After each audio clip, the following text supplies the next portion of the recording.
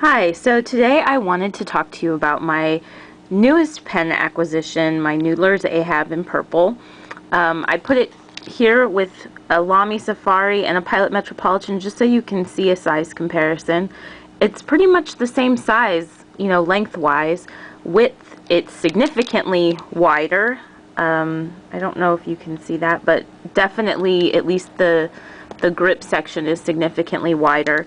And I would say out of all the pens I have, the Metropolitan, or all the pens I have here, the Metropolitan is definitely the heaviest. It's a metal pen. It's going to be heavier. I think that the Ahab is even lighter than my Lamy Safari.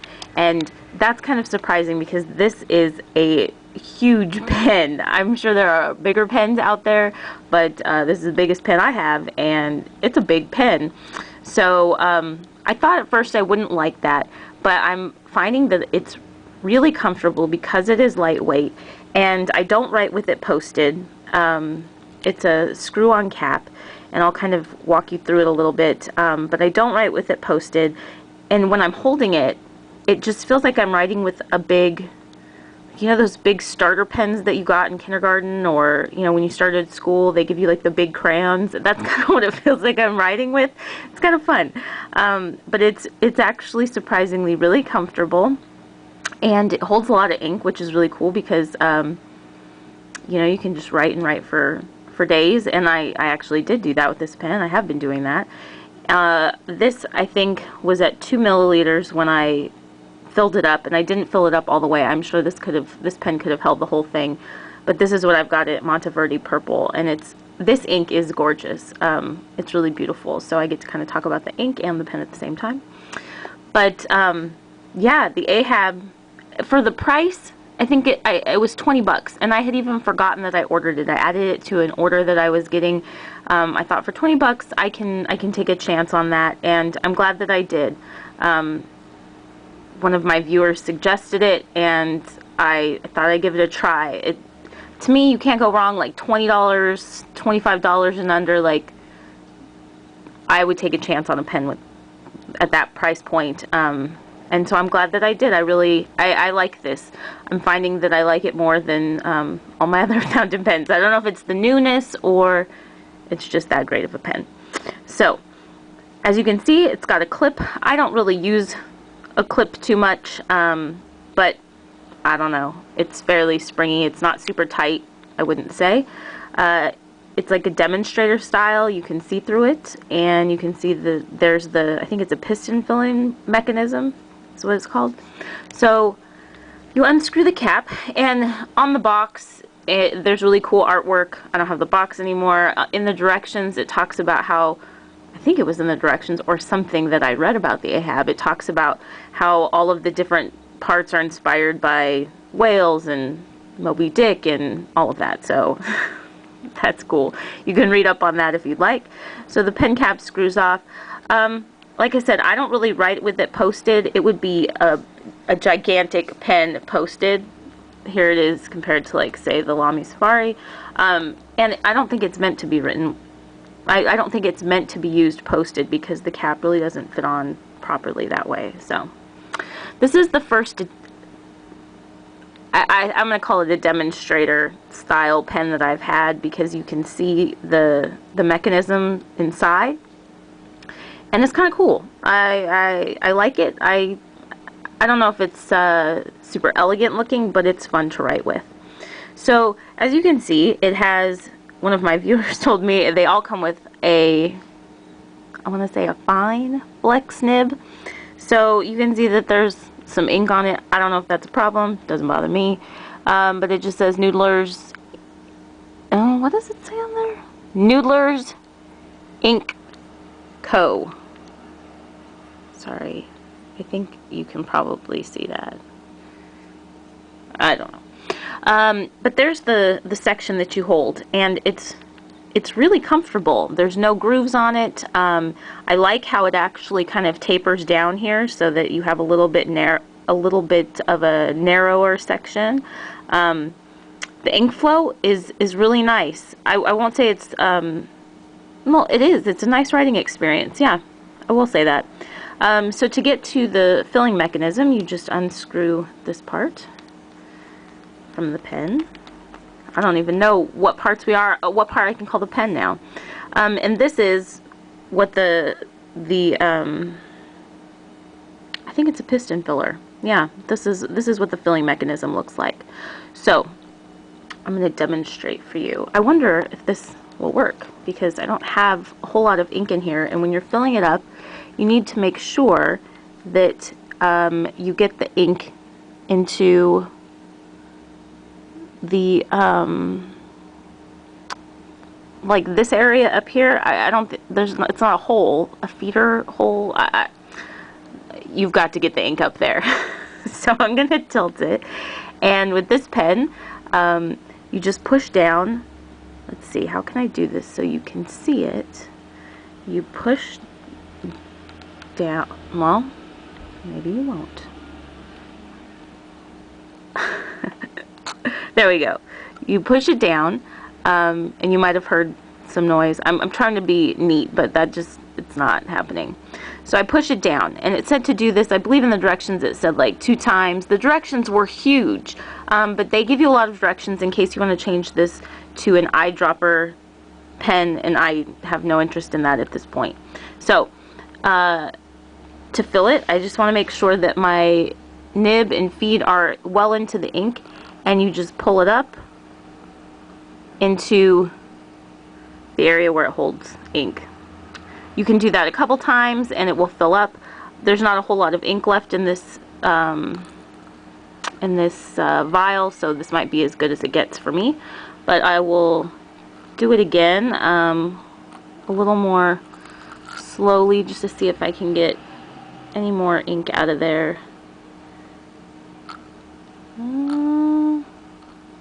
That looks like it's about it. And now I'm all inked up. So that's how you do that. I have a little bit left. This was really a nice ink. I enjoyed it. So I'm just going to wipe this off on some paper towel. And you can see I've got some ink in there. If I had a bigger bottle, this would all be full all the way through there. Maybe even a little up in here. As you can see, there's some ink up there, but it's really cool how this filling mechanism works. And I bet it could hold probably 2 or 3 milliliters of ink easy. I don't know. I haven't looked up the specifications. I just buy pens and enjoy them and use them and like to talk about them. So I'm sure you could look that up if you wanted to. So then you just screw this back on and you're ready to write. It's really that easy. I know when I did my unboxing, I was like, whoa, look at all these directions. It was talking about if you would like to convert it to an eyedropper. What that means is you basically don't use this thing. You just fill this whole tube, this whole back end of the pen full of ink, and you just put it on here, removing that internal mechanism, and you put an O-ring with some silicone, like some grease to kind of hold everything in and waterproof it, and you put an O-ring there, a little rubber ring, and then this thing all is full of ink. That would be a lot of ink, and you know, I like to change my inks out, so, but I'm sure somebody loves doing that, and it's kind of fun to change things, right? So this is just a Clairefontaine notebook, and I'm going to do the best I can to write around this camera and try to write a sample for you. So I'm going to just write the first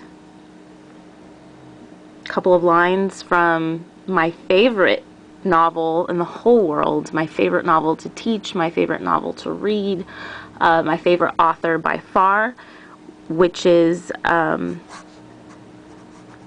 Fahrenheit 451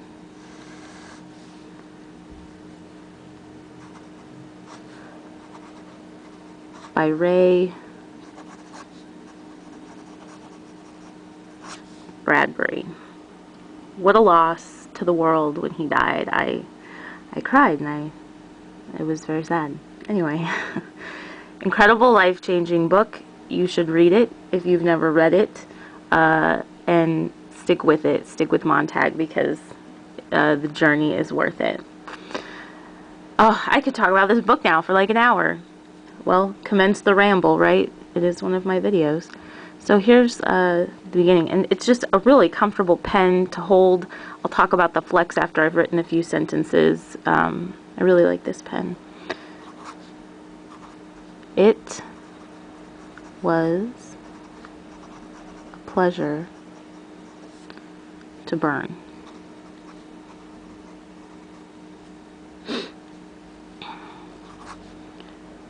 It was a special pleasure to see things eaten.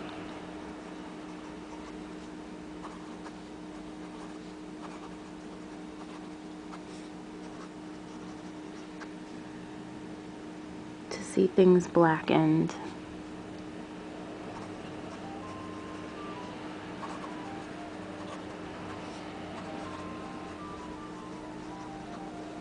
And changed.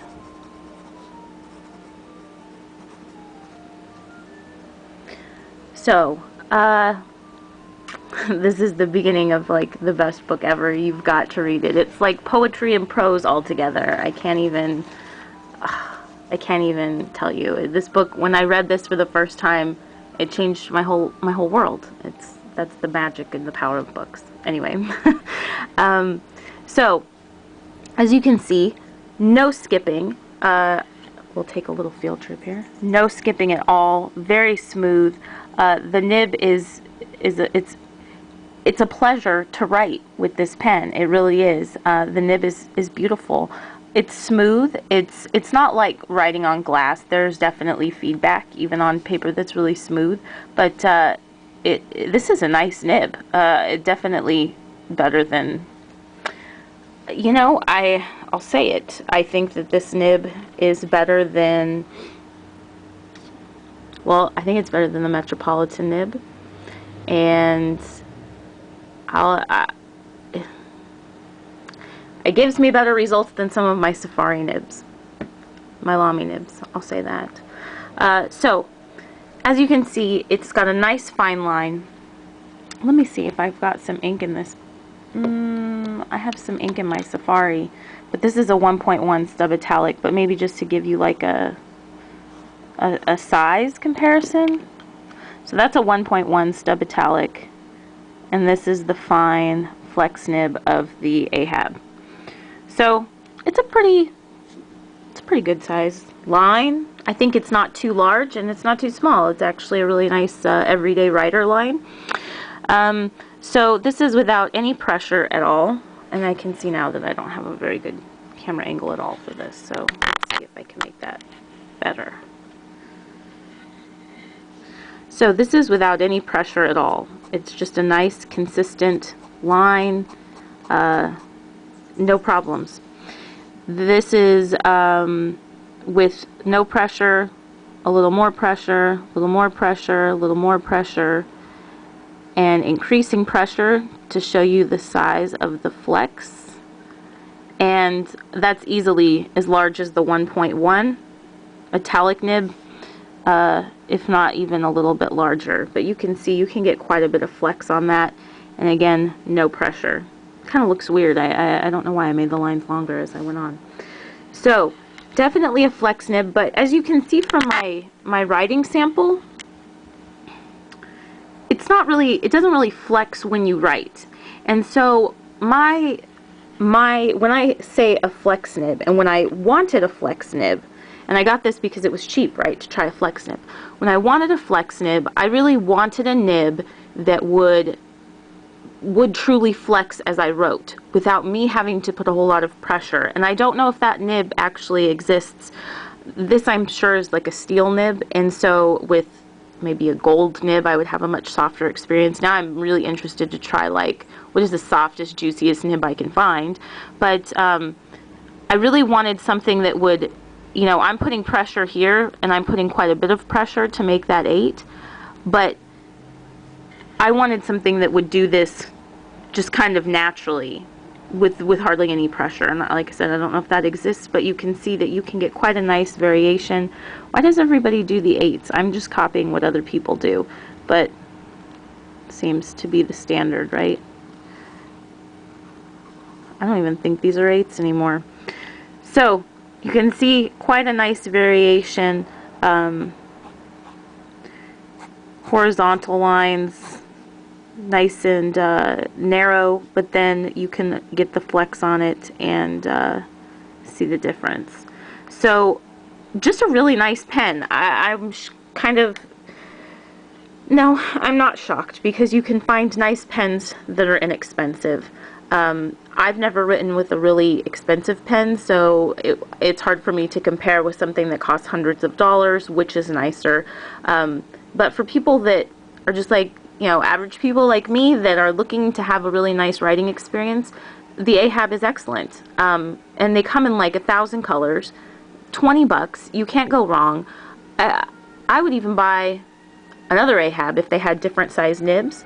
And with the flex nib, if I really wanted to take the time to write and try to get that flex, I could. I have that as an option.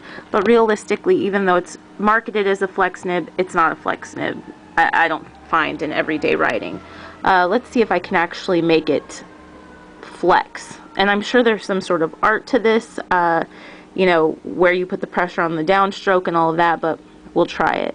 And see, I just want to, well, I want to put the pressure on it, you know, all the time. Yeah, I don't know what I'm expecting from it. I can't make it flex just in my writing. I don't know how to do that yet, to find, you know, where do I want to flex it. But I would like to try a soft, juicy, squishy nib at some point. Anyway, this is getting very long and very rambly. But I just wanted to show you my new Ahab. I really like it. I might even get another color, just because I like it so much. And it's fun to have the different inks, you know, at your disposal. When I write to people, I like to change it out, just so I can see the different inks and they can too, because, you know, it's fun to share those kinds of things. Saying that, so this was Monteverde purple. Really loving it. You can see the shading, maybe you can see the shading here. Really nice. This is not nearly as dark as the ebony purple Preserve that I was using. That looked like a blackened purple, but this is really a beautiful true purple. I would buy this ink. And it's so funny because it's like so plain sounding, Monteverde purple. It's just purple, right? But it's really pretty. I'm really enjoying it. Another ink, since I've got it here handy, that I'm enjoying, I think this is Diamine orange. Just orange, right? Nothing special about it. Look at how pretty this is.